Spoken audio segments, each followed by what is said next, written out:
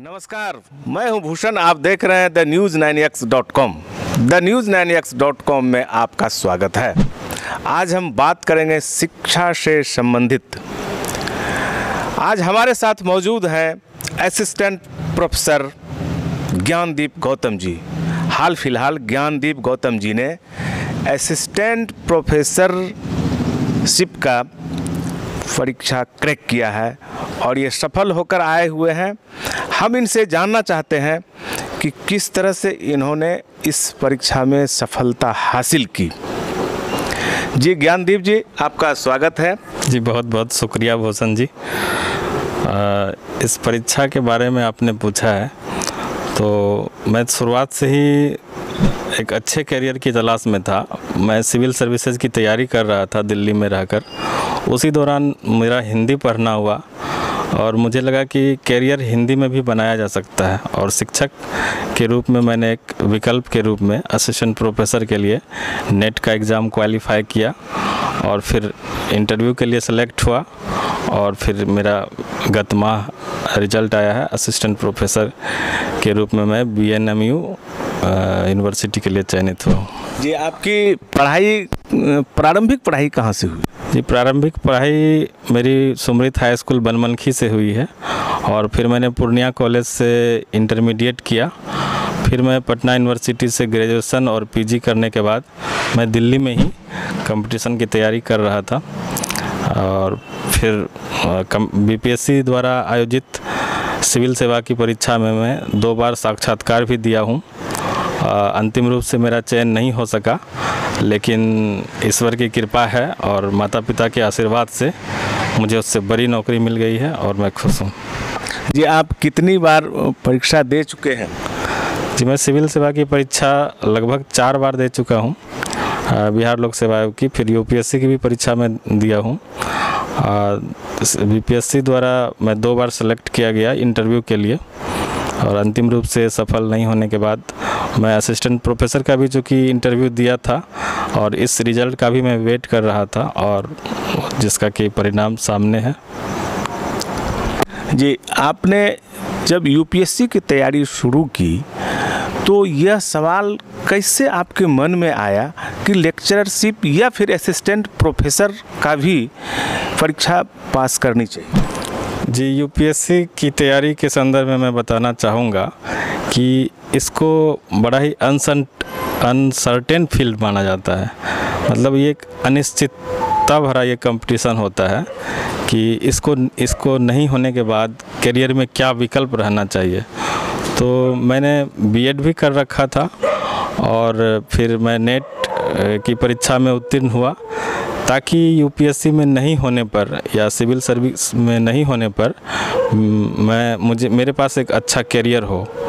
तो assistant professor के रूप में शिक्षा के क्षेत्र में सौभाग्य से मुझे एक बड़ा करियर मेरे हाथ में। यानी आपने चारों तरफ अपने करियर के दरवाजे खोल कर रखा था।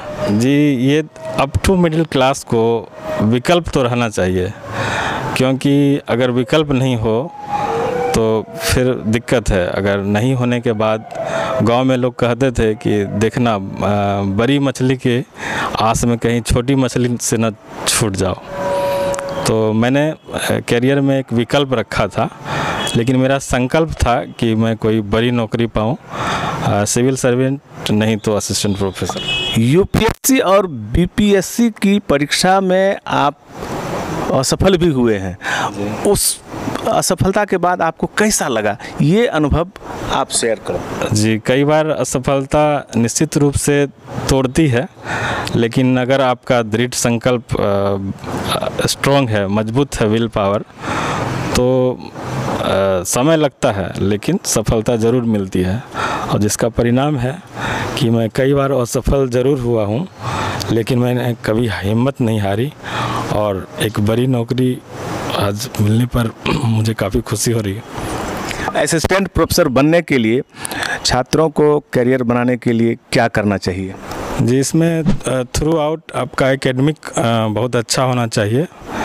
मैट्रिक से लेकर के MA तक, फिर PhD MPhil की डिग्री है और फिर नेट की परीक्षा है। उसको उत्तीर्ण करते हैं तो आप बेसिक एलिजिबिलिटी पाते हैं असिस्टेंट प्रोफेसर बनने के लिए। और फिर असिस्टेंट प्रोफेसर की बहाली सेंट्रल यूनिवर्सिटी से, राज्य के विभिन्न विश्वविद्यालयों से आती रहती है। तो इसकी बेसिक एलिजिबिलिटी है वो नेट उत्तीर्णता। तो नेट उत्तीर्ण कर कोई भी इसमें एक बड़ा कैरियर बनाया जा सकता है। नेट आपने कब किया? जी, मैं 2014 में, जून 2014 में मैंने नेट की परीक्षा पास की। कितनी देर मेहनत करनी चाहिए छात्रों को? हाँ, ये माकूल सवाल है, लेकिन समय नहीं, जितना देर आप कंसंट्रेट रह पाए विषय वस्तु पर, आप उतनी देर पढ़ सकते हैं। हर किसी की क्षमता अलग अलग होती है और ऐसा कहा जाता है कि 10 घंटे पढ़ने चाहिए, 12 घंटे पढ़ने चाहिए, लेकिन आप 6-7 घंटे पढ़कर भी अच्छा परफॉर्म करते हैं तो ये डिपेंड करता है व्यक्ति विशेष पर। कम से कम 8 से 10 घंटे तो पढ़ने चाहिए सिविल सर्विसेज या कोई बड़ी नौकरी के लिए। आपका सब्जेक्ट क्या रहा है? हिंदी विषय में मैं चयनित हुआ हूँ असिस्टेंट प्रोफेसर के लिए। हालांकि मैंने ग्रेजुएशन हिस्ट्री से किया था।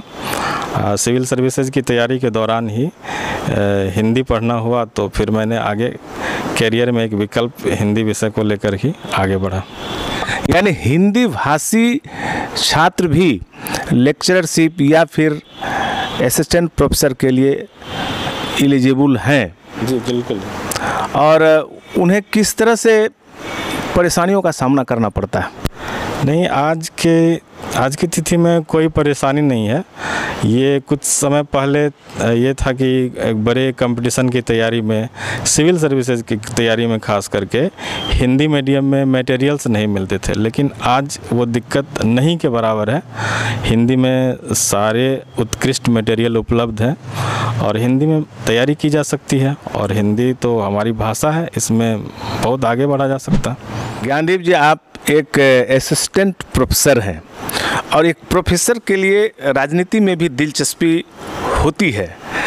आप अभी लोकसभा चुनाव चल रहा है, किस तरह की राजनीति होनी चाहिए? छात्रों को किस तरह की राजनीति में दिलचस्पी लेनी चाहिए या फिर वोटरों को क्या करना चाहिए? जी, राजनीति के बारे में बहुत लोग विमुख हो जाते हैं यह कह के कि पॉलिटिक्स इज़ डर्टी गेम, इससे हमें मतलब नहीं होना चाहिए, लेकिन ऐसा नहीं है। युवाओं को राजनीति में एक्टिव पार्टिसिपेट करना चाहिए, सक्रिय भागीदारी करनी चाहिए और उन्हें देखना चाहिए कि कौन सी पार्टी समाज को शिक्षा के माध्यम से विकास की ओर ले जाने वाली। घोषणा पत्र उसका अध्ययन करना चाहिए और किस पार्टी ने शिक्षा पर बल दिया है, क्योंकि शिक्षा ही एक ऐसा जरिया है जिससे हम व्यक्तिगत और सामाजिक जीवन में बहुत आगे बढ़ सकते हैं, समाज को बहुत आगे ले जा सकते हैं। अंबेडकर साहब ने कहा है कि शिक्षा शेरनी का वह दूध है जो पिएगा वह दहाड़ेगा। तो शिक्षा हमें बहुत ही आगे ले जा सकती है, समाज को भी। ज्ञानदीप जी, दिल्ली और पटना में रहकर जो छात्र यूपीएससी और बीपीएससी की तैयारी कर रहे हैं और सफल नहीं हो पा रहे हैं, उनके लिए आप क्या संदेश देंगे? जी, मैं उनसे यही कहना चाहूँगा कि सफलता का कोई शॉर्टकट नहीं होता और ये लगे रहने से ही होता है। अनवरत लगे रहने की प्रक्रिया है और मेहनत कभी ज़ाया नहीं होती। सफलता एक दिन ज़रूर मिलती है और रुकना नहीं चाहिए। हमें असफलता से कभी भी घबरा कर डेविएट नहीं होना चाहिए, रुकना नहीं चाहिए। और कहते हैं कि ज़िंदगी शाम नहीं, जो यूं ही ढलते रहिए, भोर होकर सूरज सा निकलते रहिए। एक ही पड़ाव पर रुकेंगे तो थक जाएंगे, धीरे धीरे ही सही पर चलते रहिए। इसलिए चलना जारी रखिए, निश्चित रूप से सफलता मिलेगी। इस वीडियो के माध्यम से आपने ज्ञानदीप गौतम, वो असिस्टेंट प्रोफेसर के रूप में सेलेक्ट हुए हैं, वो भी मधेपुरा यूनिवर्सिटी के लिए। इनसे बहुत अच्छी जानकारी मिली है। छात्रों को किस तरह से डीमोटिवेट न होना चाहिए, न फिर असफलता से घबराना चाहिए, और इन्होंने रास्ता भी बताया है कैसे आगे कदम बढ़ाते रहें। अगर हमारा वीडियो आप YouTube चैनल के माध्यम से देख रहे हैं तो YouTube चैनल सब्सक्राइब करें। अगर हमारा ये वीडियो आप Facebook पेज के माध्यम से देख रहे हैं तो Facebook पेज लाइक करें।